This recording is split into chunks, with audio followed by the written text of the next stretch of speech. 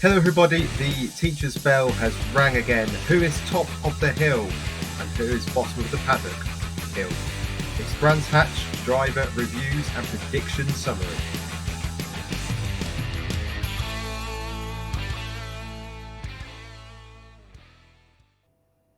Hello and welcome back to the British Touring Car Podcast, and we are back to find out the grades for this weekend's Brands Hatch Indy weekend.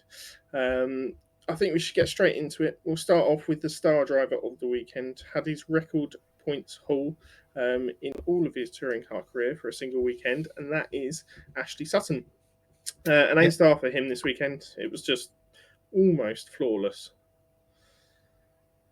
Yeah, I mean, the only thing he could have done that he didn't do was to take a pole, which is, and I suppose win all three races, but a treble podium, as you say, the biggest point score or point haul in his career, and right back in the championship fight. So it's got to be an A star. He's top of the class. Yeah, to come from 11th for the final race to come through and win that, although not quite on track, it is a pretty big achievement for him. Absolutely. Next up is Dan Camish, the man who came into the weekend leading the title charge and leaves the weekend leading the title charge. It's a B, a little bit in Sutton's shadow this weekend. Didn't take a race win, but did get on the podium and was there, extended his points gap at the top. And at this early stage, that's all you can do. And took a crucial pole position as well in tricky conditions. Yeah, that's true. Somewhat of a letdown this weekend for Dan Rowbottom. A D for him. Looked to cause the incident in race one, and then didn't really recover too well either, and got minimal points this weekend. It will look to move on quickly from this. Yeah, everyone has a stink of a weekend every now and again. The qualifying or lack of decent qualifying set you up for the weekend. In this case, it was never a fight back he could manage. So yeah, D for him. Osborne was pretty good this weekend. Jack Sears win, 3 points finishes, some bolshy racy moves, racing with the big boys such as Cook and Collard and Butcher, etc. It's a B for me. So it showed some good racecraft. Won the Jack Sears, as I say, which is what his goal's got to be each weekend. Yeah, this is a really good weekend for Rowbottom. Yeah, he pleasantly surprised me, and hopefully this leads to a much better season and probably the sort of performances we want to expect from him week in, week out as well. Absolutely. Moving on to the Hyundais, and Ingram leads the team there once again.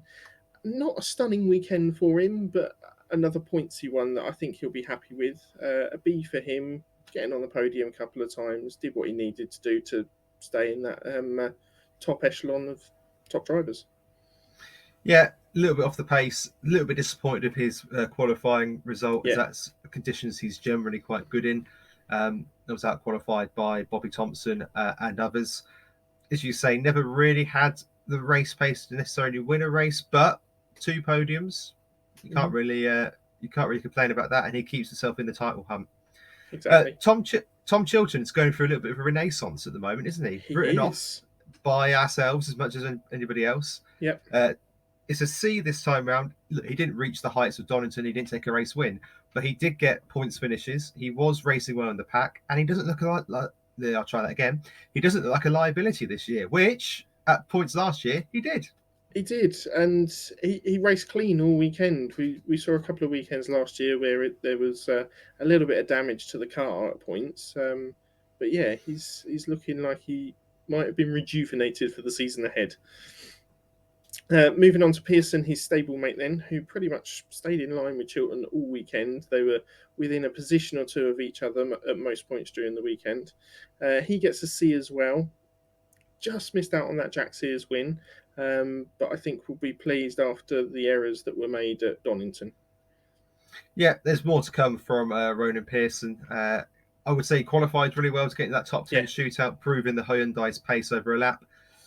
His race pace, his racecraft left a little bit to be desired at times, but he's racing against, well, when you qualify in the top 10, you're automatically racing against people that have been in the sport a long time, generally speaking. Top drivers. Top 10 drivers. Exactly. Well, quite. So yeah, good weekend, more to come. Halstead, a weekend to forget. Yes, he got punted off rather in qualifying. Can't really help that. didn't really make up any ground in the race, looked to struggle a little bit out there at times. It's a D. It's hard to get a full idea of exactly where Halstead is with the car at the minute. He'll be looking to have a bit of a better Snetterton, which I think will suit the car. So I think at Snetterton in the dry, hopefully, as we're going, Hopefully. we might see an improvement. But it's a D this weekend for Halstead. Yeah, I think he needs to look towards 3 solid race finishes at Snetterton and then look to build on that for the rest of the season. Moving over to WSR BMW and starting off with Turkington, the man who took a race win this weekend, along with a podium as well, and a solid drive from him, despite what were tricky conditions on the Saturday. He qualified well as well, and it's certainly something that he'll look to build on continuing through the season. Are you going to give him a grade, or is that An A? Thank you. Sorry. It's okay. Yeah, good from Turkington. I still worry about whether, a little bit like Charles Leclerc, can he get his elbows out and fight wheel-to-wheel racecraft this year? Don't know. And I think at least the car won't let him down. Yeah. I think actually he drove above the car this weekend, given the problems that the other 3 people had in his team. But yeah, A for this weekend. Talking of problems, Jake Hill had them. Puncture in race 3. It's a C for his weekend's effort from us. He's in the title challenge for sure, but he just seemed to lack a little bit. He just seemed to lack a little bit of pace this weekend. I don't know why. 2 good fourths, don't get me wrong, but he was never really challenging Turkington for third, and he was never really challenging the podium in the first race either. It seems like he was maybe a tenth or 2 off each lap, which over a race distance can make it up to be quite a lot. So yeah, he just missed out maybe on a setup this weekend. I certainly expect him to bounce back at Snetterton. Morgan, however, had a slightly tricky weekend. All got sort of put to bed in race 1 when he was out on the spot from that first lap incident, and then had to fight his way back across the weekend, which always makes your weekend so much more difficult. He did manage to fight back into the top 10 for race 3, and we've given him C for that this weekend. Yep, agree. Stephen Jelly, it is unfair to Mark. We've gone for a U. You know, he doesn't even complete a lap in race 1 before he finds his BMW connecting with the pit wall. We've covered that in the review podcast, so our thoughts on that crash are there. Race 2, he doesn't get out for, and race 3, he does get out for with probably a damaged car, and then he gets caught up in something else, which damages the car further, and he can't complete that race. So great camera work. Indeed, it's a typical Jelly disaster class, which happens once or twice a season. I might have cursed him on that one, unfortunately. Moving on to the Toyotas then, and Butcher was on for a good weekend, slightly let down by the car towards the end. Had a couple of top 8 finishes and then an unfortunate failure, which we were reassured on the grid that wouldn't happen. A C for him this weekend. We're still expecting a bit more, aren't we? Yeah, I'm a little bit disappointed. You'll know by now, if you're a regular listener, that I tipped him not for the title. I said he'd be a dark horse contender. I didn't put my money on it, and we've sealed our predictions. I can safely say Butcher is not top of that list for me. He's not even in the top 10 of the championship after this weekend. No, I expected him to be a lot closer after 6 races.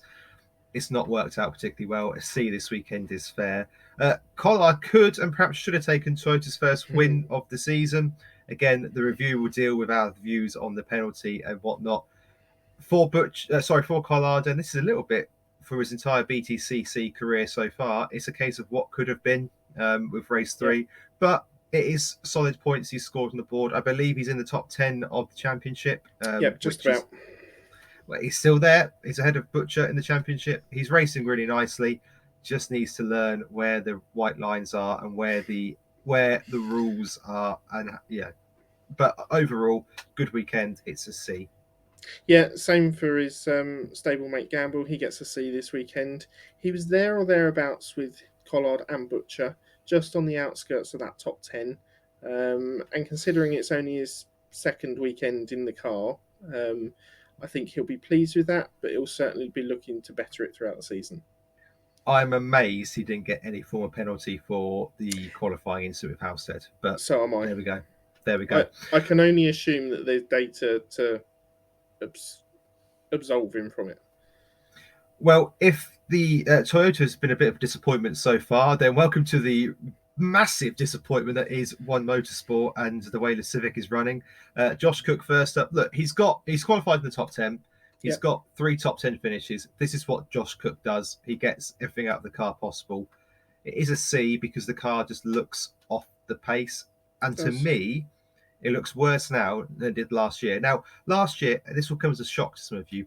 Plato, in particular, was moaning. Yes, I know that all that car needed, and Cook as well, all that car needed was an engine that worked and there'd be a front runner. So they've got an engine that's no longer the stock engine. That is the old Dynamics engine, effectively, and it's still not working. And it baffles me. I understand that they are running the Dynamic Civics rather than the One Motorsport Civics. So, okay, they're both Civics, so there can't be a great deal of change in the two setups. Correct. However, at this level, slight nuances can make all the difference. And to me, if you're confident that what you had with BTC, now One Motorsport, was a superb chassis and superb setup, just plug the new engine in. Why have they gone to the new, or what's the new? Why have they changed everything? I don't understand it, and it doesn't look like to have worked at all. No, they're certainly struggling this season, and I'm actually quite surprised that Cook is in the top 8 of the championship. Yes, he's had some good results this weekend, but I thought Donington was very underwhelming as well. And I thought Moffat has also been underwhelming. He gets a D this weekend. Yes, he managed to get points in the final race, but that was only 12th. For the first 2 races, he was fighting at the lower end of the top 20, which is not where we've been particularly accustomed to seeing fighting. Yes, he had a poor season last season in the Infinity, but the season before he was able to challenge for the top 10 finishes, which is where I would expect him to be in this car. I agree. It's been a big disappointment so far for Moffat and this team. He has got to relearn front wheel drive, and there are clearly development issues with the car. But yeah, it's not great. If things aren't great for Cook and Moffat, it's even worse for Powell. It's an E for this weekend for him, unfortunately. Bins it in qualifying, gets a penalty in race 3, generally down the end of the grid. It's not really. It doesn't at the moment look like he's improved a great deal on last season, which I think will come with time, to be fair. And we are very early in the season, and in the start of the school year, you're not very good at stuff, and you improve as the year goes on. But it is a new car to him as well, and granted, the Cupra last year wasn't particularly favourable for him, but he is having to learn a new car this year. Hopefully, we see some better performances, and he'll be able to surprise us. Let's hope. Moving on to another star performer from the weekend, and that is Bobby Thompson in the Leon Cupra, and he gets an A this weekend. Outstanding, really. His driving, his battling, his qualifying, especially. We knew the Cupra was going to be decent here. I didn't think it was going to be quite this good, and he certainly dragged the most out of the car this weekend. Completely agree. Sticks it in the top 10 shootout. Sticks it fairly, well on the grid in 6th. Scores 3 top 15 finishes and gets his highest ever result in race 3 with a 2nd place podium. Not much more he could have done this weekend. And I think that there might be chance for Bobby to nick a win somewhere this year. Yeah, it wouldn't surprise me now. Now I've seen how that car's performed over 2 weekends as well, because it was up there for qualifying at Donington as well. It was, yeah. I think it is going to be maybe the surprise package of the season. I also think that your top teams, whether that be Napa, Hyundai, BMW, etc., are really going to have to stand up and take notice of Bobby Thompson because, he's got pace. He's a really good driver. Yeah, he's developing really well. Agreed. Lloyd had a slightly less stellar weekend. Solid, which is what Lloyd has become accustomed to being in the series. And he doesn't look quite at home in the car yet, but he grew into the Hyundai. He didn't take his win at Croft until about midway through the season. So there's time to develop. It's a C this weekend. It's points on the board. It's more data. It's more information learnt. Good weekend, if not spectacular. Yeah, same again for Boutel. Although a little mechanical gremlin going into race 2. We're giving him a C this weekend. He was so close to getting points, and pardon pun, at points I thought he deserved it as well. It certainly won't be long until he's scoring points, I think, fairly consistently. Yep. Someone who did score points was Dexter Patterson in the other Cupra, or one of the other Cupras, sorry. Did score points in race 3. It's a C for him. I think there's bigger things to come. He raced, and the good thing for Dex this weekend actually was that he was in and around the top 15 for most of the weekend. Yeah, So, he was. yeah, that's good to see. It's not like he just got points in race 3 because of other problems and whatnot. He was in and around that area for all 3 races. He's going to pick up more points this season. He's going to get a couple of Jack Sears wins, I think, as well. It's a C this weekend, but it's a very promising start. Yeah, on to Hamilton then. Boutel's teammate. He gets a C this weekend. Nothing was ever going to really reach the heights of Donington, but he managed to take 3 race finishes this weekend and not stone dead last, which we kind of expected more from him last season. I certainly think he's improved, Yeah. and I think he'll continue to improve throughout the season. Now he's in that car for another year. Yeah, I get the feeling that the adaptations, etc., that he's found a bit of a rhythm with the car now, and feels a bit of one with the car, which is great to see. And also, it's a car that is competitive. I think if he found the breakthroughs at the old Passat, then it was too late because the car was effectively you'd been better A off. boat. Yeah, exactly. Jade Edwards then better than Donington because the car actually got out and there wasn't too many problems in comparison. Yeah. It's a D. It's a D. Races were finished. She qualified nicely in 19th. Yeah, there's more to come from Jade. The car is certainly good enough to get points if it's working and running. It's a D for this weekend, but looking forward to seeing what can come in the future. Yeah, moving on to the PMR boys then to finish off. We've got Mikey Doble, who gets a C this weekend. He didn't have any real issues. He didn't set the world light. It was a solid weekend from him, and probably where we're going to expect him to finish maybe the season, or certainly most weekends, just fighting on that edge of the top 15. He was the best performing Astra He for the was. weekend. Watson also gets a C, and you get a C, and you get a C, because he caught up in race 1 incident, which wasn't his fault. Tried to take a race of action and was unlucky. That sets your weekend back and ruins it. It was always on the back foot from there. And to be fair, the car struggled here as we predicted. Yeah, I think it struggled a little bit more than I was expecting as well. Aaron Taylor-Smith didn't really manage to get the best out of it. Yes, he had some technical issues in race 2 that then also bled slightly into race 3. He only gets a C this weekend as well. It's not the strongest track for the Astra, and I think we're going to see better performances throughout the season. I would agree with you. Right, that sums up the driver grades then. Next up is our predictions, and for the eagle-eyed viewers among you, you may notice a slight change. So neither of us got pole position right this weekend. We did not, no. So you had gone for... But we were very close. Well, I was closer than you. But... No, Ingram slightly disappointed in qualifying. You're right. Yeah, no, you're right. But you went for Sutton, I went for Ingram, both wrong. Nil point for either of us there. Yep. You did get a race winner, though. You had gone for Hill, Rowbottom, or Sutton. So good call. Shame I didn't go for a double win for Sutton. I had a feeling this weekend he was going to come back with a bang, and he certainly did. I think I could count myself slightly unlucky with Ingram, Ingram, Camish, and Cook. Maybe not so much Cook, but Ingram and Camish were there or thereabouts all weekend. But no point for me. I did, however, get the Jack Sears correct. It was a good race. It was really good. Like last year, we're going to have 2 main characters for the Jack Sears, aren't we? I think there might be 3 or 4 this year, depending on circuit and layout and which car suits which circuit. I think you've got obviously Osborne in the Ford, Pearson in the Hyundai. I think Watson's going to do pretty well this season. Yeah. I think he's going to pull out some surprise results. I think Patterson's got a round win in him as well. I was going to say, and then either Boutel or Cupra. Or Cupra. Boutel in the Cupra or Patterson in the Cupra. Yeah. And I think they're the drivers that are going to be fighting it out. I have to say, if Osborne's going to race like this the rest of the season, then he should walk it, because that's the best I've seen him drive. Other than that weekend when Smiley happened, that is the best I've seen Osborne drive in his career in I was going to say F1, but it's not F1, is it? It's touring car. I'm very ill. My throat's hurting now. Okay, right. We had also our 3 general predictions this weekend. You had Hill to outscore Turkington. Yeah, went well. Great result.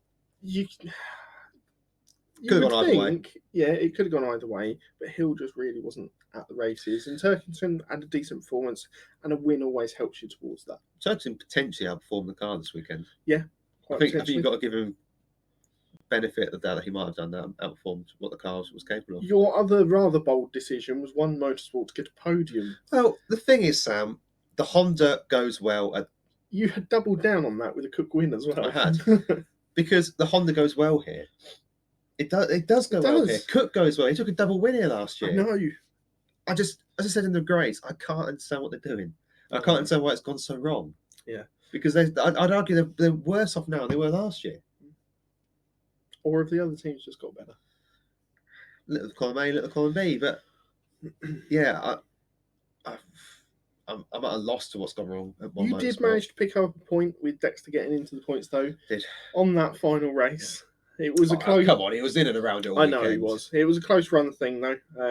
And yeah, you managed to get points for that, which also meant that I managed to get 3 or more hard cars scoring points. Yeah. Bobby was a given, pretty much from qualifying. Lloyd did well as well. Yep. I thought Boutel might just sneak in race 1. Yeah, Boutel was the one you thought more so than Patterson, I think it's fair to say. But I put a curse on Jelly this weekend, apparently. You did, by saying Jelly no top 10. I think you and Matt Gallagher could come together and do a flop. I do apologise for that, but yeah.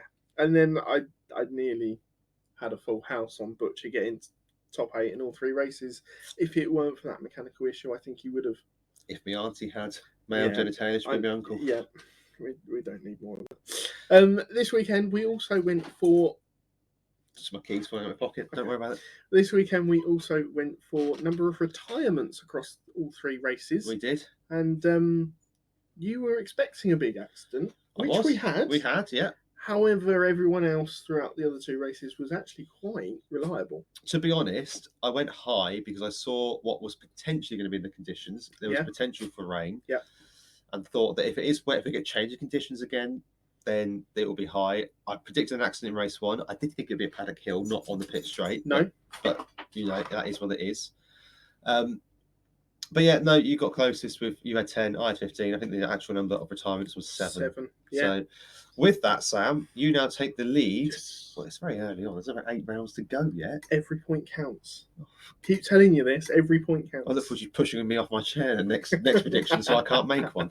So you are now leading 6-5. We like a bit of competition anyway, don't we? We do. It's close. Yeah. It's close. It's good. We like it. It's good. But yeah, we'll be back with a Snetterton preview, and very much looking forward to going that weekend. We are indeed, yeah. So I've got a dog wants to say hello to the YouTube public. Say hello, Teddy. There you go. Let's say hello to the public. There you go. Spin around. Yeah, okay. But yeah, very much everyone here. Very much looking forward to going to that, and we'd love to hear your grades and your predictions for the upcoming round and this round just gone. You can't get grades for I'm not coming round, can they? You know what I mean. This dog makes more sense than you. Thank you very much. Lovely. Right, until Snetterton, we'll see you soon.